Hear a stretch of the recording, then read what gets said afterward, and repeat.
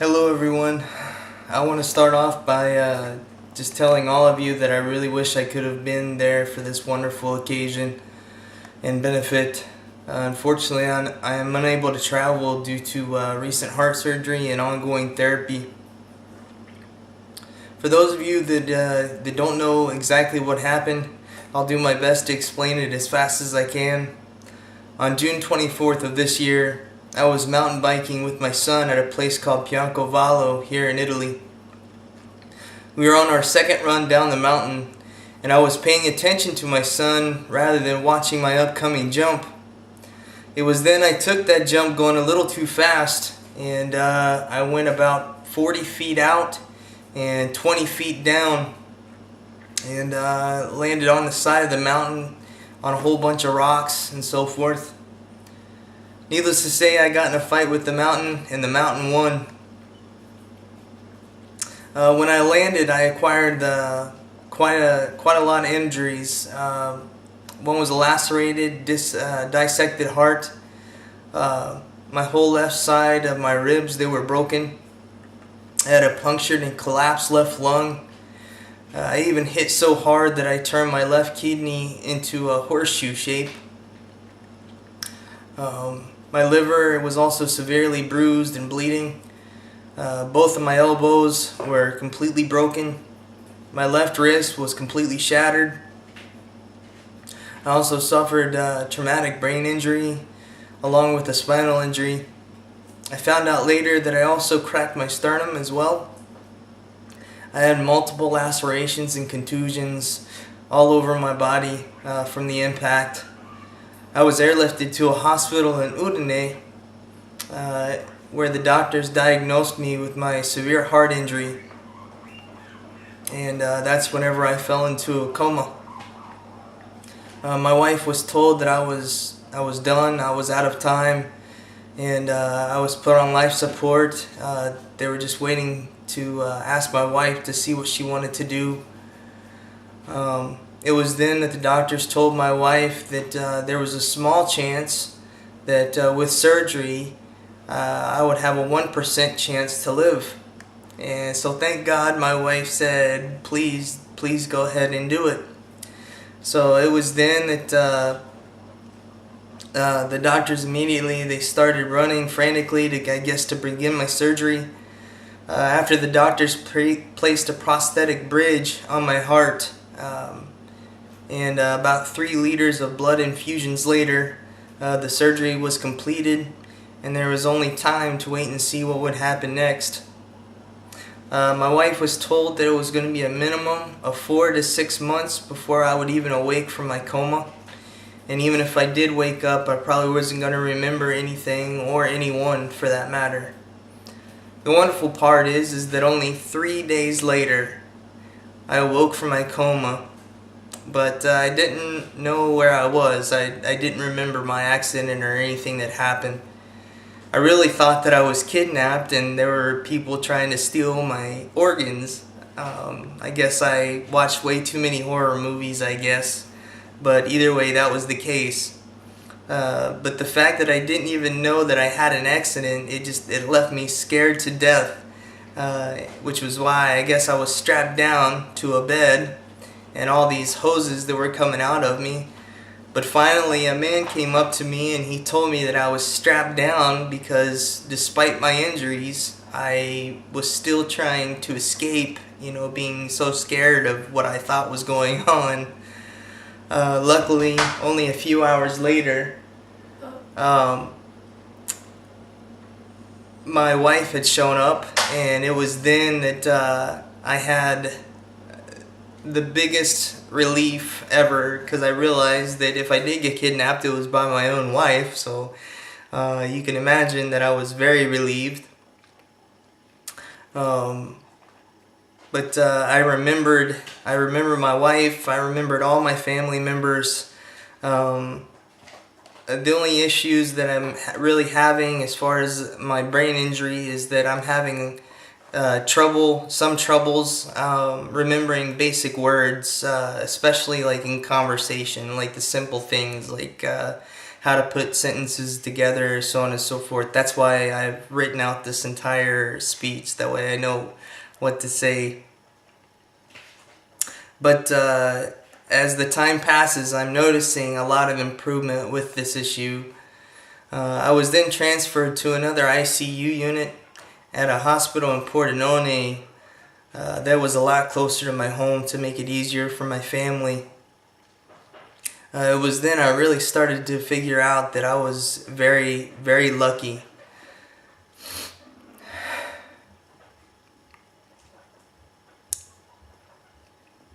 So I began to get better and force myself to beat the odds. When the nurses would leave the room, I would crawl out of bed. And I learned how to walk again. And very much against the doctor's orders, but it's just something that I had to do.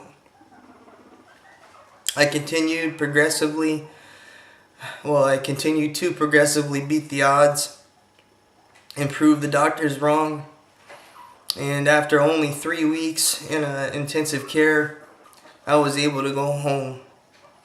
It was the night before I went home that I was told that on the same day that I woke up out of my coma, that my son, Alex Jr., also known as Day Day, had pulled a pot of coffee on top of his head, which placed him in ICU burn unit for 10 days and left him severely burnt over 13% of his body with first and second degree burns. After many skin grafts and lots of medicine and therapy, he's now back to his normal, ordinary self, a lot like his father. Poor guy. Over the next few weeks, I really began to think about my faith and my walk with God, or should I say the lack thereof. I thought about why was my life spared and why was I given a second chance at life. I thought maybe it's because I have 6 kids and a wife that need me to take care of them. But that's a given. There had to be something more. So the more and more I thought about it, the more and more troubled I became. My father and I spoke about these things many of times. And Papa Bear would always tell me the same thing. Sometimes the only way God can get you to look up is by putting you on your back. And as usual, my father was right. I spoke with my wife, and she also had many things to say about why I was still here. She would tell me, God isn't ready to have you yet and still has plans for you here. My mother she was just as helpful as my father was, with her explanations and her stories of what God has in store for me. And she would just sit and pray for me and hold me when I was really having pain and a hard time dealing with things. I even remember my mother-in-law. We actually get along. I love her as if she's been around my entire life. She told me God has a plan, as she would kiss my forehead and tell me everything would be okay. No matter what, she was always working on something to make it easier on my wife and I. My parents, my mother-in-law, my wife, they all got to really see the inside of the military and how we all come together when one of us is down. My entire unit, they came to the rescue and they provided dinners for over 4 weeks. They were never late. But getting back to my faith, there's no doubt in my mind now that God is in charge and He will let you know one way or another. I told my father of my gate theory. Yes, the gate theory, G-A-T-E, gate. And how I always thought of myself as a gate where nothing could pass or escape as long as I was around. I was impervious to anything or everything that could or could ever try to hurt me. However, since my accident, I learned a very important lesson, that I hope all of you will adopt as well. We are all gates, but what makes us different than gates that have been breached, broken, or even destroyed is the power of God and God alone. He is what makes us impervious to harm and danger. He is what keeps us safe when the forces of evil attempt to enter through our gates that lead to our lives and our hearts. I'm very happy about my accident for numerous reasons, and just to name a few, I live my life every day now to its fullest, and as if it were on purpose. Most importantly, I now see that God is the support to my gate, and as long as He is, nothing will harm me, especially not to the point where I'm unable to return. I lived most of my life believing it was me that accomplished everything and was solely responsible for my successes. But we are successful because God is giving us the strength to persevere through any storm we are faced with. God will never give you more than you can handle.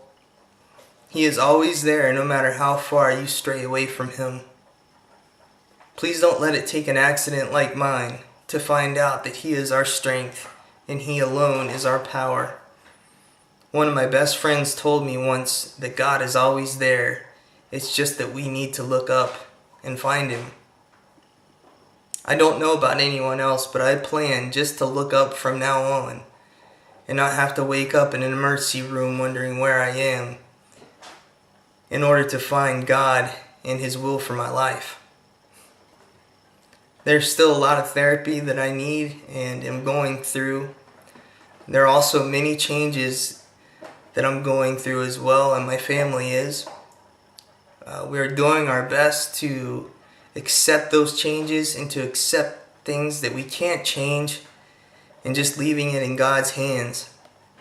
I want to end this message by thanking all of you with all of my heart, my friends, the 31st Fighter Wing here in Aviano, Italy, my supervisors Jason Shannon and Mike Robbins, my mother-in-law Leticia, my mama and my papa bear. For all the times you carried me up my stairs, Dad. My Mimi, my sister-in-laws Veronica, Lorena and Dapsuri, my entire Arizona family, my entire West Virginia family, Mr. Riggs, and to all of those that I haven't mentioned by name, I thank you so much for everything you've done. There were so many people that helped us through these hard times and continue to help us. My sister and my mother, they really went through a lot of trouble to plan out this benefit, and I don't even have to be there to know it's the best benefit that anyone could ask for. I do want to give a special thank you to my wife that took care of me when I couldn't take care of myself, and for staying strong and having a good head on her shoulders in the midst of chaos. I thank each and every one of you for coming today or tonight and for all of your contributions, but most of all, I want to thank you for all your prayers, because that is what we truly feel, no matter how far away you are. Thank you all again, and I love you all.